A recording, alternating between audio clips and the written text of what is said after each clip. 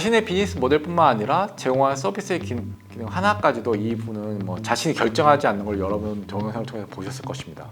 최종 결정은 바로 시장의 사용자들의 의견에 맞춰서 의사결정을 하죠. 여러분도 추진하려는 사업 아이템의 사업 모델은 시장에서 어떻게 데이터를 얻어야 하는지에 대해서 좀 고민해 보시면 좋겠습니다. 초기에 사업을 기획하면서 자신의 사업 모델을 이 캔버스에 맞춰서 작성한 실제 사례를 하나 보여드리겠습니다.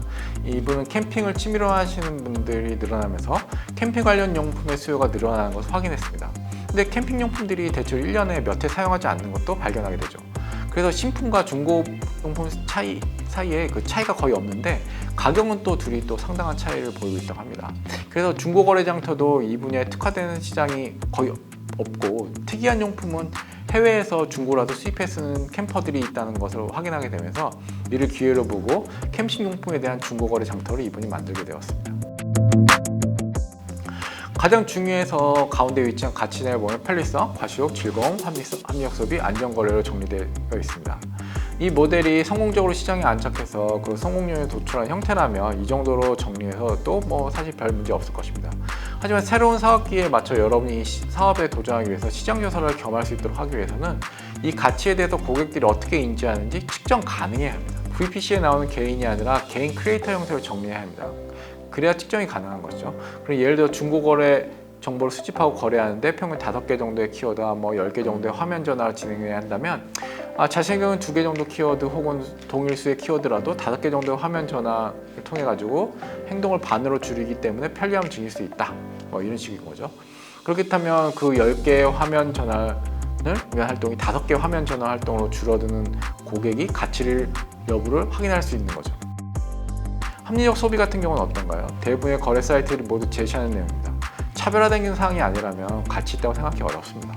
여러분이 기본적으로 갖춰야 할 사항은 가치 있다고 제시하시면 안 됩니다. 무조건 갖춰야 되는 거죠. 다음은 고객을 보도록 하겠습니다. BM에 대한 실험을 고객으로 대상으로 진행하는 것이 린 스타트업 방법론입니다. 근데 고객에 가서 BM에 대한 검증을 할 수 있을까요? 아이고, 잘못 읽었네. 그런데 누구에 가서 BM의 생각을 검증할 수 있을까요? 캠핑을 하는 아무에게나 검증하면 될까요? 아니면 신혼부부인 캠퍼를 찾아가서 확인해야 할까요? 고객 관계는 고객들이 활동할 만한 곳에 커뮤니티 서비스 중심으로 자신의 서비스를 홍보할 수 있는 곳을 정리한 것 같습니다. 그리고 고객과 만나는 장의 채널도 온라인으로 정리했는데 자신이 스스로 채널을 개선한 사업이기 때문에 딱히 의미 있는 블로그는 아니라고 봅니다. 여기서 검토해 볼 것이 수익과 관련된 항목입니다.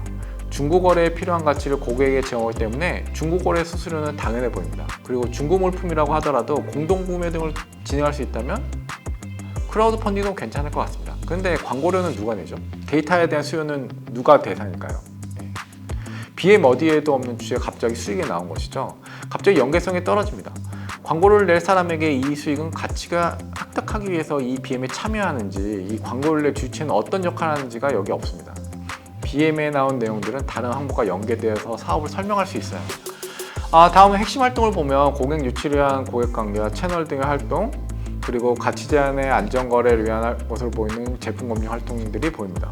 이런 활동을 위해 필요한 자원이 물리적 자원으로 사무실 공간, 보관 창고 등이 있고 무형 자원으로는 실무 경험과 노하우 등이 있습니다.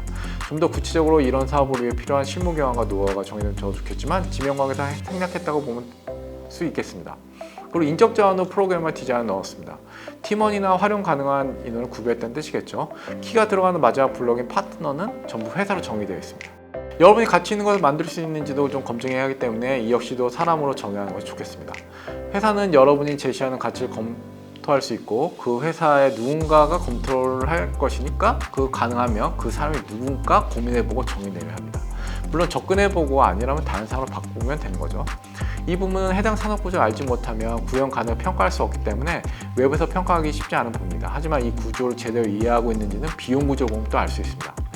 여기서 운영비라는 정의 내리기가 좀 큰 항목이 있어서 평가하기 어렵습니다만 핵심 파트너를 왜 여기 참여하는지 확인하기 어렵습니다.